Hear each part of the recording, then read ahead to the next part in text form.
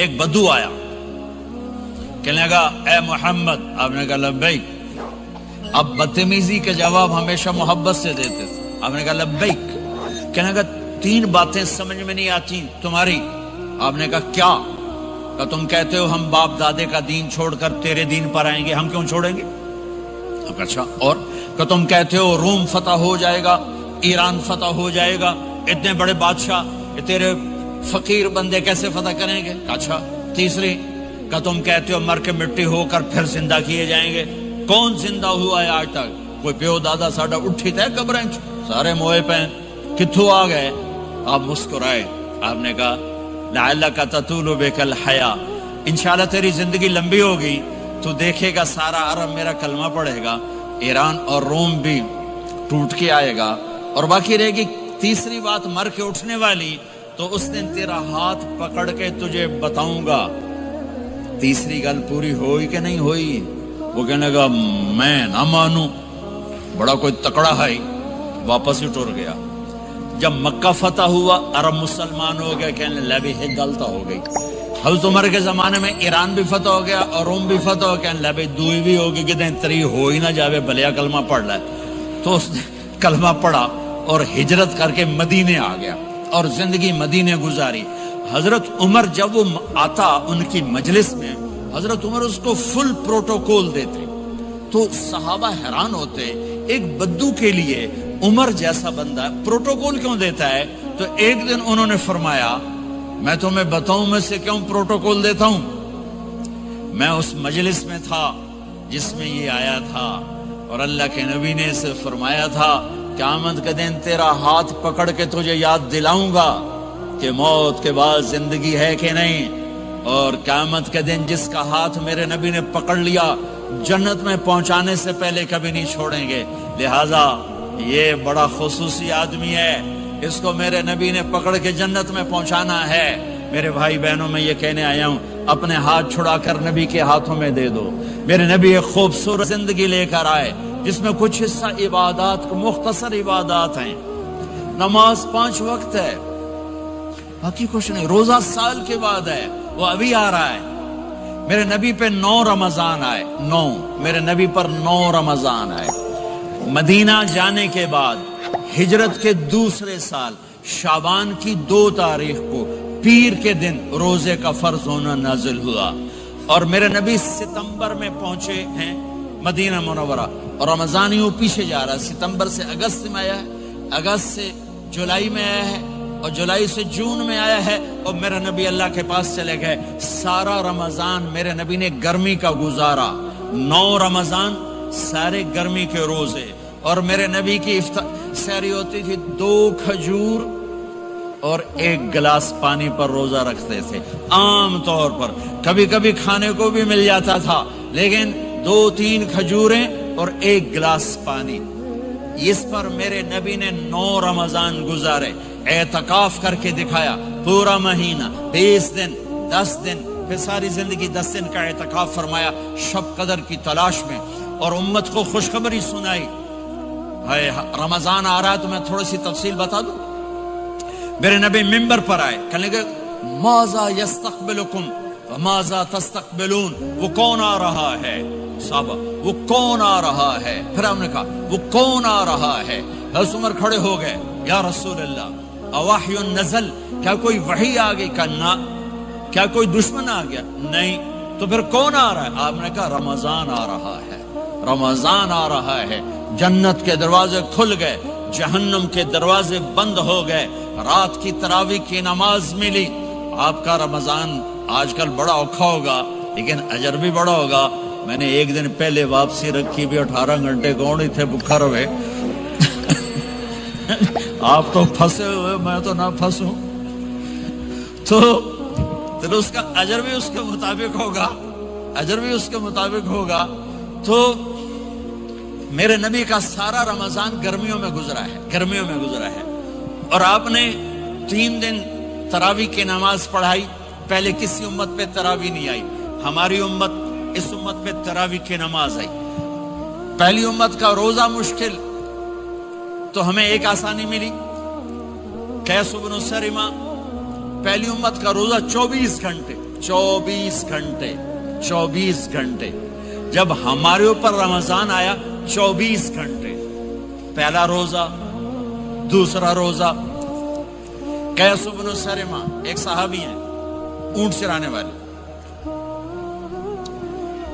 اگلا روزہ کیسے شروع ہوتا تھا؟ سورج ڈوبنے کے بعد آنکھ لگ گئی، روزہ شروع ہو گیا.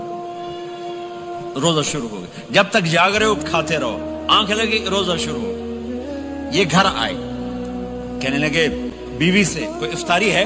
کہنے لگے ویلے بیٹھے ہیں، کیسے کوئی نہیں. پھر کہنے لگے تو اتنا تھک کے آیا ہے تو چلو میں تیرے لیے کچھ انتظام کر کے لاتی ہوں.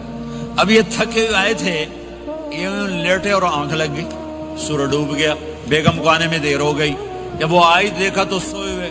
کہا لگتا ہے ابن سرمہ، ارے سرمہ کے بیٹے تیرا تو کم ہو گیا. ان کی آنکھ کھلی، کیا ہوا؟ کہ اگلا روزہ شروع ہو گیا.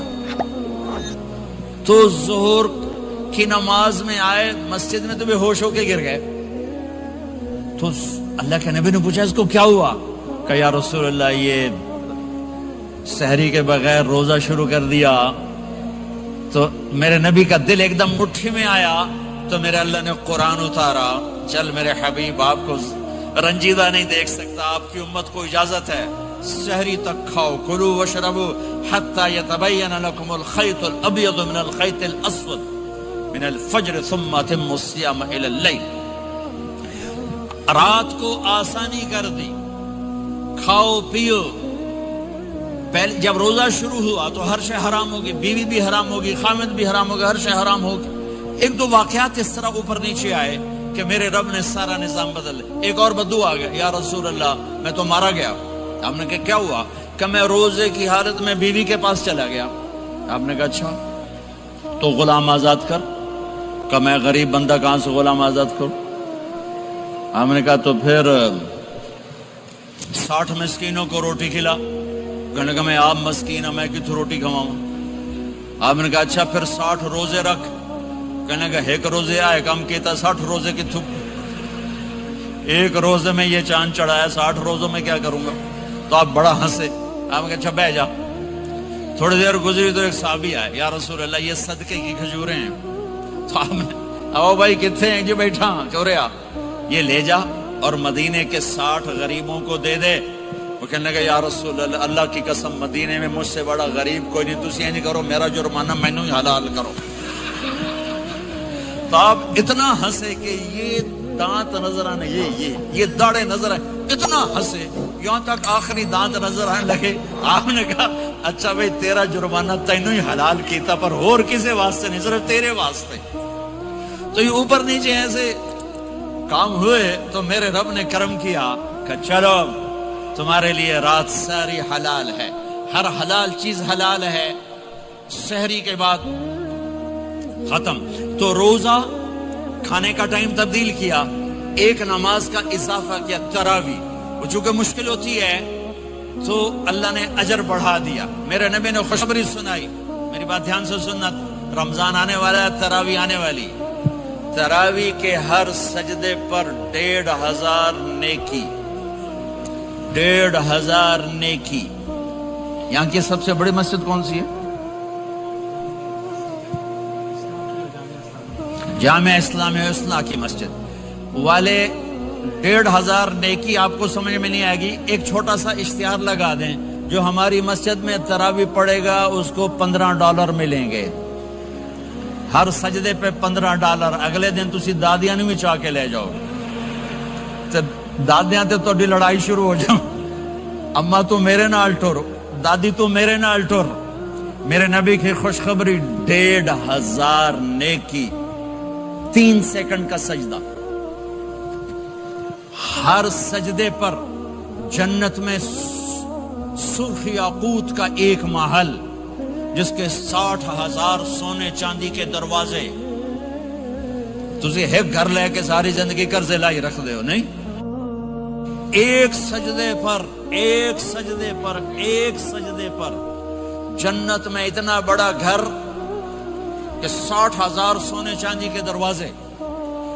ہر سجدے پر جنت میں ایک درخت سونے چاندی کا جس کا نیچے 100 سال گھوڑا دوڑ سکے. ایک روزہ، ایک روزہ۔ رمضان کا کبھی سوچا رمضان کا مطلب کیا ہے؟ رمضان کو رمضان کیوں کہتے ہیں؟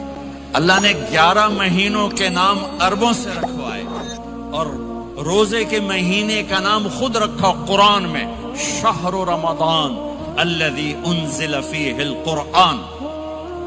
محرم، صفر، ربیع الاول، ربیع الثانی، جمادی الاولی، جمادی الثانی، رجب، شعبان، شوال، ذوالقعدہ، ذوالحج، یہ عربوں نے نام رکھا، اور رمضان پہلے سے رکھا جا چکا تھا، عربوں سے رکھوایا۔ رمضان کے لفظ اور روزے میں کیا جوڑ ہے؟ رمضان کہتے ہیں جل جانا، جل جانا، جل جانا۔ تو اس کو روزے کے ساتھ کیا مناسبت ہے کہ جب کوئی مرد عورت روزہ رکھتا ہے یا رکھتی ہے تو پچھلے 330 دن کے گناہ، آج روزہ رکھا، بھٹی تیار ہو گئی، گناہ ڈال کے جلاؤ، دوسرے دن اور گناہ جلاؤ، تیسرے دن اور گناہ، چوتھے دن اور، 30ویں دن سارے گناہوں کو اللہ تعالیٰ جلا کے، راکھ کر کے، ایمان والے مرد عورت کو پاک کر کے، صاف کر کے، آخری رات کہتا ہے جاؤ بخشے بخشائے چلے جاؤ، جاؤ بخشے بخشائے چلے جاؤ۔ تو میرے نبی تو 2 کھجور پہ روزہ رکھتے تھے۔ اور ایک بڑا خوبصورت واقعہ ہے رمضان کا، کہیں سے بکرے کی سری پکی ہوئی آ گئی تو آپ بڑے شوق سے کھا رہے تھے، اور ساتھ ارباز بن ساریہ بھی تھے، حضرت علی بھی تھے، اور حضرت مقداد بھی تھے، 3-4 آدمی سری کھا رہے تھے۔ بلال رضی اللہ تعالیٰ عنہ آئے کہ یا رسول اللہ سحری کا ٹائم ختم ہو گیا ہے، میں اذان دینے جا رہا ہوں، آپ کھانا پینا بند فرما دیں۔ اب میں کہا ٹھیک ہے، وہ باہر چلے گئے، اذان دینے لگے، پھر خیال آیا میں دیکھ لوں کہ آپ نے کھانا چھوڑا کہ نہیں چھوڑا۔ واپس آئے تو آپ کھا رہے تھے۔ یا رسول اللہ واللہ لقد اصبحت، اللہ کی قسم صبح ہو گئی۔ آپ نے ہاتھ پیچھے کر لیا، کہا ارے بلال نہیں ہوئی تھی، نہیں ہوئی تھی، تیرے قسم کھانے پر اللہ نے پہلے نکال دیا اس کی، کہ تیری قسم جھوٹی نہ پڑے۔ حضرت علی نے فرمایا اگر بلال قسم نہ اٹھاتے تو جب تک میرے نبی کھاتے رہتے اللہ صبح کو پیچھے ہٹاتے جاتے۔ دیگ پک رہی تھی، ابو عبیدہ رضی اللہ تعالیٰ عنہ بن جراح وہ دیگ پکا رہے تھے، بکرا۔ آپ نے کہا ابو عبید یہ مجھے بکرے کی دستی پکڑانا، اگلے بازو، آپ کو اگلے بازو کا گوشت پسند تھا، گردن کا گوشت پسند تھا، یہ کمر کی پٹھ کا گوشت آپ کو پسند تھا، دودھ پسند تھا، برنی کھجور پسند تھی، عجوا کھجور پسند تھی، تازہ روٹی پسند تھی۔ آپ یا تازہ کھاتے تھے یا فاقہ، توڑی طرح نہیں 8 دن دے پکا کے فریڈن ٹھوک دے ہو تو کٹ کے گرم کیتی رکھو تو کھاتی رکھو، یا آپ تازہ کھاتے تھے یا فاقہ فرماتے تھے۔ ایک دفعہ فتح مکہ پر ام ہانی کے گھر آپ نے باسی روٹی کھائی، ورنہ آپ نے ہمیشہ تازہ یا فاقہ، یا تازہ یا فاقہ، کبھی جس کھانے پہ رات گزر جاتی اسے نہیں کھاتے تھے۔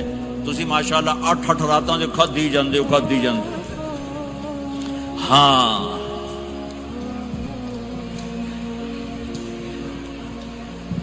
تو کہنے لگے عبید یہ دستی پکڑانا، تو انہوں نے ایسے بکرے کا بازو نکال کے پورا آپ نے یوں پکڑا، نوچ کے پھینکا، کہا دستی پکڑانا، انہوں نے یوں نکالا، ڈوئی سر آپ نے پکڑا، کھایا، کہا مجھے بکرے کا بازو دستی پکڑانا، کہا یا رسول اللہ بکرے کی 2 ہی ہوتی ہیں۔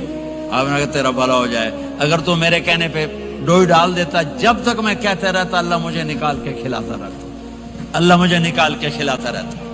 اللہ نے رمضان بھیجا ہوا ہے، رمضان آ رہا ہے، اللہ کی رحمتوں کا جنت کے دروازے کھل گئے، جہنم کے دروازے بند ہو گئے، ایک دوسرے کو معاف کر دو، روزے کی حفاظت کرو۔ آپ بہت سے بہن بھائی آئے بیٹھے ہو، لڑے ہوئے ہوگے، ناراض ہو گئے، میاں بیوی لڑے ہوئے ہوں گے، بھائی بہنیں لڑی ہوں گی، رمضان آ رہا ہے، تیاری کرو۔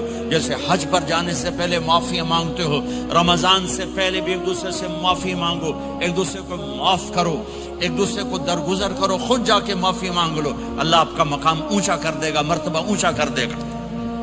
آخری رات اللہ تعالیٰ فرماتے ہیں جاؤ، تمہارے رات کی قیام اور دن کے روزے کے بدلے تمہیں سب کو معاف کر دیا، مانگو، اور ایک رات اللہ نے شب قدر بنائی جو 1000 راتوں کے برابر کر دی. وہ آج آپ کی تو راتیں بڑی چھوٹی ہیں، 5 راتیں جاگ لو 3 گھنٹے دی بھی نہیں رات ہوندی، تو 5 راتیں جاگ لو، 21 23 25 27 29، ان میں سے ایک رات ضرور شب قدر ہوگی. ایک رات کا جاگنا 80 سال کی عبادت سے بڑھیا ہو جائے گا. صرف ایک رات کا جاگنا، ایک رات کا جاگنا. ایک شرط ہے، دل میں بغض نہ ہو، نفرت نہ ہو، حقارت نہ ہو، کسی مسلمان کو حقیر نہ جانو، بلکہ کسی انسان کو حقیر نہ جانو، تو آپ کی بندگی اللہ کی بارگاہ میں پہنچ کر آپ کے مقام کو اونچا کر دیں گی. تو عبادات میں ایک نماز ہے، پھر کو روزہ ہے، پھر زکوٰۃ اور حج مالدار لوگوں کا فریضہ ہے، غریبوں کا نہیں ہے، متوسط طبقے کا نہیں ہے. تو عبادات کا جو نصاب ہے بڑا مختصر ہے. 5 نمازوں پہ کتنا وقت لگتا ہے؟ روزے سال کے بعد آتے ہیں، گنجائش ہے، بیمار ہو بعد میں رکھ لو، مریض ہو بعد میں رکھ لو. زکوٰۃ سارے سال میں کسی وقت دے دو، حج زندگی میں کب کسی وقت کر لو. یہ ایک چھوٹا سا نصاب ہے.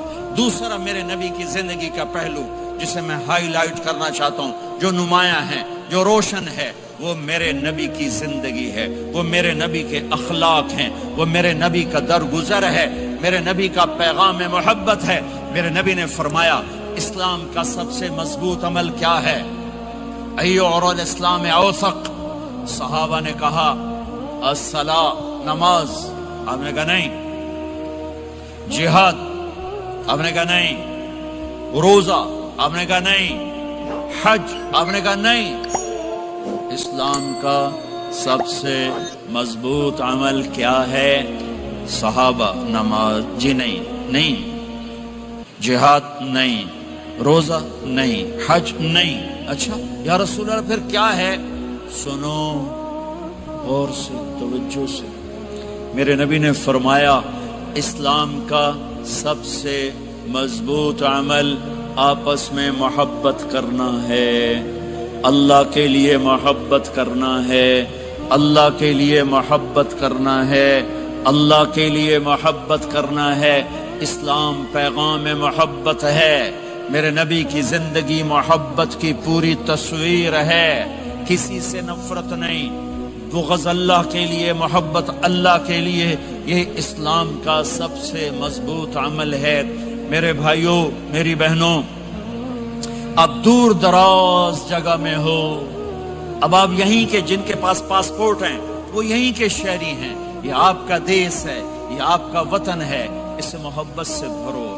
پاکستان کی نفرتیں یہاں نہ زندہ کرو، ہندوستان کی نفرتیں، بنگال کی نفرتیں یہاں مت زندہ کرو. آپس میں امت بن کے رہو، مذہب کے نام پہ مت لڑو. یورپ میں یہ آگ لگی ہوئی ہے. میں بہت عرصے کے بعد آیا ہوں، مجھے نہیں پتا کہ یہاں مذہبی نفرت ہے یا نہیں ہے، لیکن چونکہ یورپ میں بہت دفعہ جانا ہوتا ہے، ہر سال ہوتا ہے، وہاں یہ جھگڑے، نفرتیں، ہماری مسجد تمہاری مسجد، ان کے پیچھے نماز نہیں، ان کے پیچھے نماز نہیں، یہ تو مسلمان ہی نہیں، یہ تو گستاخ رسول ہیں، یہ وہابی ہیں، یہ کافر ہیں. دیکھو میں ہاتھ جوڑتا ہوں، امت بن کے رہو، امت بن کے رہو، مومن بن کے رہو، مسلم بن کے رہو، مومنہ بن کے رہو، مسلمہ بن کے رہو. اختلاف رائے کو برداشت کرو. یہاں چاند کے مسئلے میں اختلاف ہوتا ہے، روزے کے ٹائم میں اختلاف ہوتا ہے. علماء سے کہتا ہوں اس اختلاف کو مٹھاؤ، جس میں سہولت ہو سارے وہ لے لو.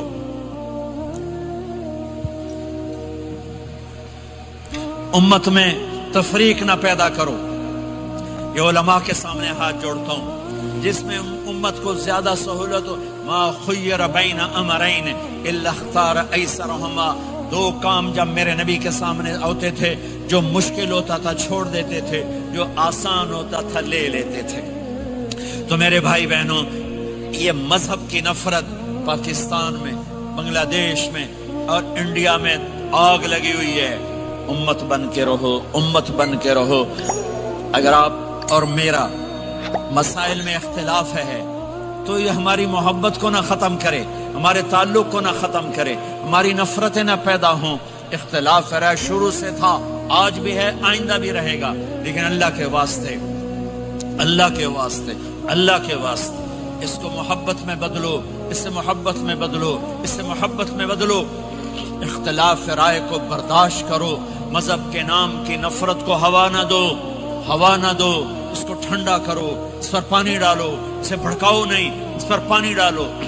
میرے نبی نے عبداللہ بن ابی سے نباہ کر کے دکھا دیا، جو منافقوں کا سردار، باقی منافقوں کا تو کسی کو پتہ نہیں تھا سوائے میرے نبی کے، عبداللہ بن ابی کا منافق ہونا سب کو معلوم تھا، یہ منافق ہے، اور آپ کے پیچھے نمازیں پڑھتا رہا، آپ نے اس کے اپنے ساتھ رکھا، لیکن آپ پانی پی رہے تھے۔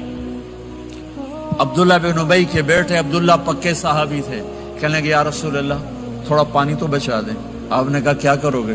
کہا اپنے باپ کو پلاتا ہوں شاید ایمان مل جائے۔ آپ نے پکڑا دیا، گھر آیا، کہا ابا یہ پانی پی لے۔ کہنے لگے یہ کیا ہے؟